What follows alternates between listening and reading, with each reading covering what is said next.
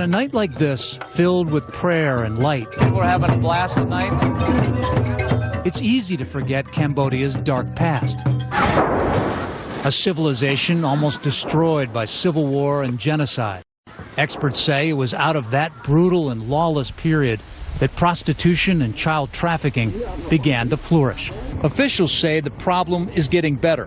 Prostitution is now illegal, but Don Brewster says it's still rampant, operating out of massage parlors, bars, karaoke lounges. The front is that you go in and you're going to sing songs, right? They'll bring in 20 to 30 girls, and if you like them, then you negotiate sex.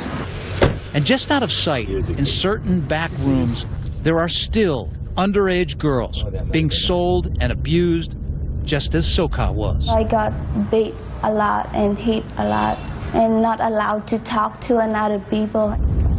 So what about the police, though? This is so obvious what it is. There's good police that aren't fully equipped, and then there's a segment of the police, this is how they make their money protecting these places.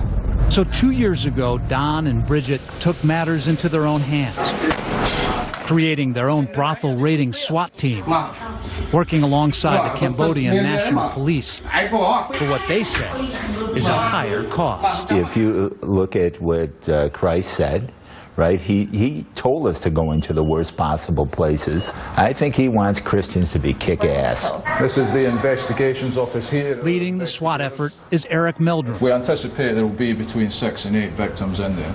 a former UK police officer. My job is to get the intelligence of where the kids are being sold. 10 years ago, undercovers like these went into the brothel where Sokha was held captive, posing as Johns. I heard my friends say that one guy come in and drinks and just play with the girl, just play pool and drinks. That's when police stormed in to rescue her.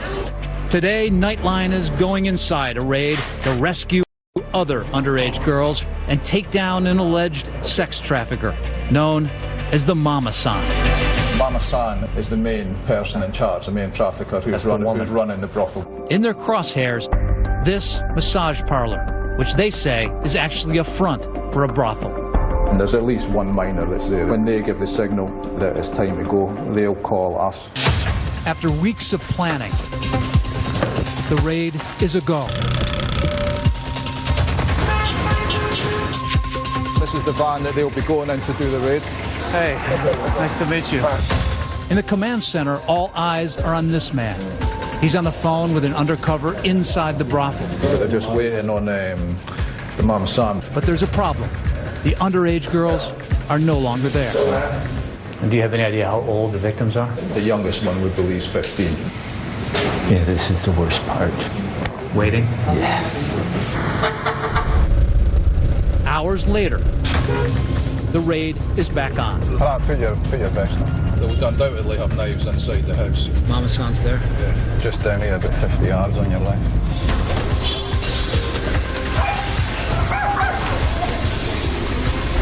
The woman in red, that's the Mama San. They go room by room, evidence of sex throughout. A red mattress on the floor, condoms. Watching them collect all this evidence, it seems to become too much for the Mama San. She's having a heart attack? But she revives quickly. You're hoping I just see this big, mean guy come out. Normally it's a woman. Then the moment they all hoped for. The young girls appear, saved from a life of terror and darkness. The rescued girls are taken by van to the police station, flanked by AIM social workers.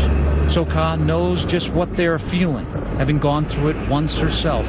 Me and my friends in the car together, and we cry about it because we thought that we're gonna go to the jail too. I know that we didn't do anything wrong.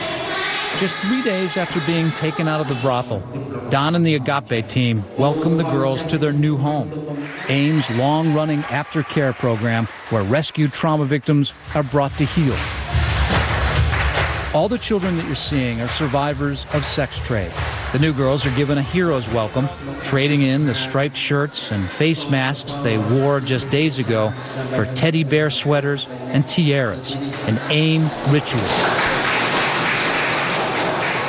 Every rescued girl crowned a princess, just as Sokha was 10 years ago on her first day of freedom, freedom that she says has meant everything to her. I want the world to know that has happened. I want ending of the trafficking. You want to destroy this Yes. kind of sex traffic? Yes, and I want to help another girl.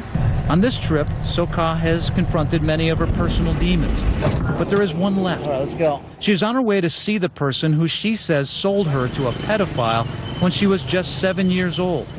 Remember when Sokha first got off the plane?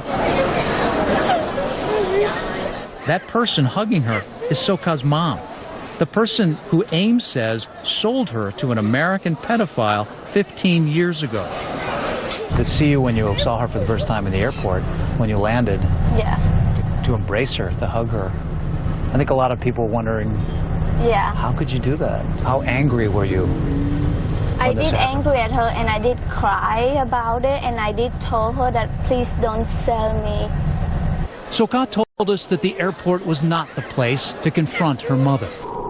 She wanted to do it here, in the slums where she grew up, to demand an answer from her mother about what happened to her all those years ago. Did she ever apologize? She never apologized. You ready to go in?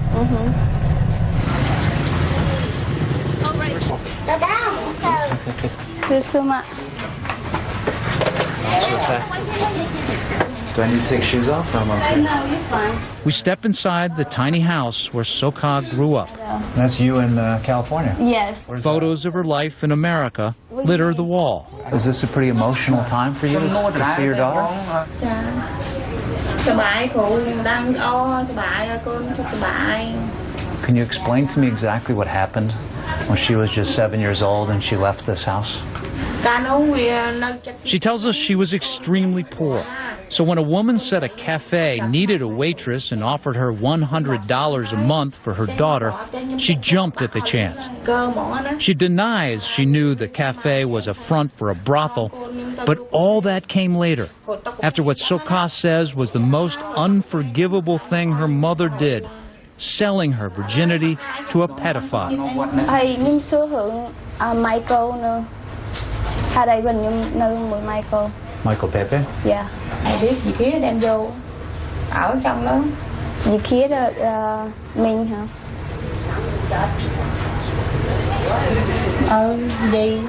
gì hả bà chân lưng thao. And then, for the first time, Sokha tells her mother about the awful moments she faced as a little girl. The beatings, forced into sex with strangers. It's a story that might bring any mother to tears, but Sokha's mom seems stoic. Do you want forgiveness? mai có đăng đái nó con chặt thôi hả Tôi gọi mày ở con sông tôi vậy là cứ ăn không. chọc ngay như bông The moment goes by so quickly, I almost miss it. Did you just tell her that you will forgive her?